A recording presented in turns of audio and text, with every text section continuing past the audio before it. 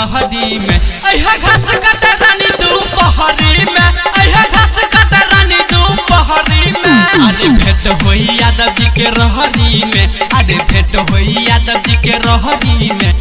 रहरी में अइहा घास काटे रानी दोपहरी में अइहा घास काटे रानी दोपहरी में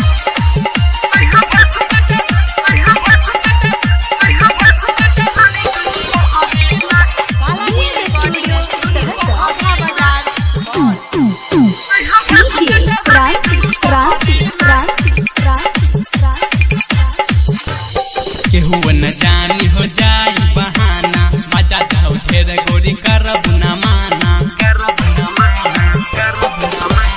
केहू न जानी गोरी हो जाई बहाना मजा जाओ ढेर तोरा करब न माना निक बड़ी लागल तू घघरी में निक बड़ी लागल तू घघरी में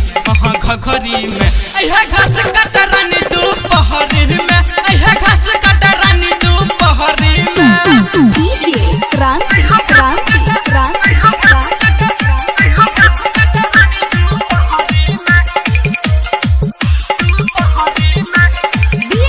आपन जवानी पानी कर जंजिया न हो सन तो ससुर तोहर करी है नेवान हो